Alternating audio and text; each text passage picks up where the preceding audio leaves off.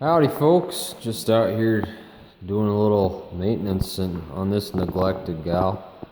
Uh, before I realized, let's see, I washed it today and I realized the last time I washed it was probably about 4 years ago. So pretty sad, bad owner, had a nice layer of dust on her just from sitting in my last garage and then up here. And so got her out a little bit, ran it, had a nice little break in the weather, so I was able to get out and open it up a couple times and yeah, just have some fun with her. So yeah, I can't believe that, 2014, she's already getting old at this point. Tires are starting to show some signs of dry rotting a little bit, but just time flies. So unfortunately this summer, I was planning to get it out and maybe do like a couple 100-mile road trip with it, but that did not happen. So I guess in the last hadn't moved in about 12 months besides just back and forth around inside here, and now yeah, so ran her about 60 miles, 70 miles to,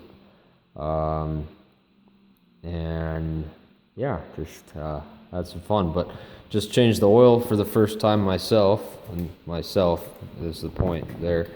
Now that she's out of warranty completely, I'm just going to be doing the oil changes myself.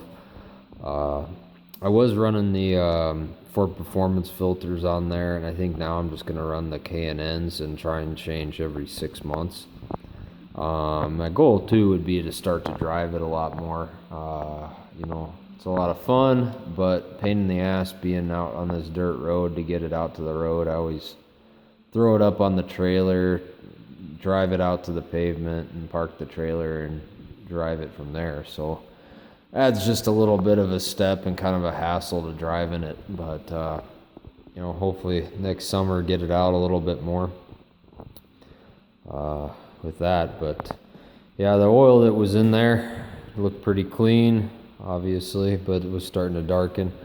Now, last time I did an oil analysis test after the oil had been in there a year, it was starting to show a little bit of degradation on the pH level. But anyways, so hopefully get out and use this thing some more next year. Like I say, it's a lot of fun, and always everybody that always rides in it always has a really good time. So nothing too crazy, but all you Hellcat owners, you guys owe it to this particular car to have your 707 horsepower when they came out, those Hellcats. If Ford wouldn't have came out with these, you guys probably wouldn't have had anything like that. So anyways, now this does take 8.5 quarts of oil. It's all 5W50, which is obviously a full synthetic. So they're spendy oil changes for sure. And only a few companies really make the 5W50. I think there's about 4 of them.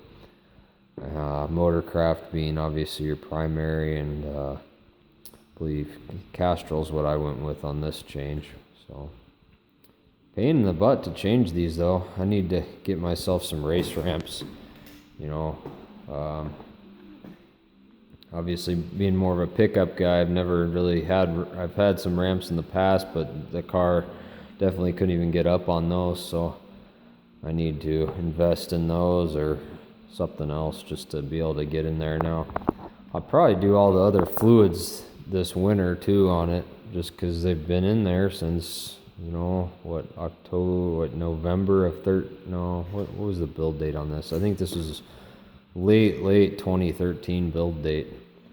So it's time definitely to do some of the coolant, gear oil for sure. Definitely the gear oil. I'm interested to crack that case open and see how it looks in the back, that differential housing, that helical type gear set. Interested to see what kind of metal wear I've got after.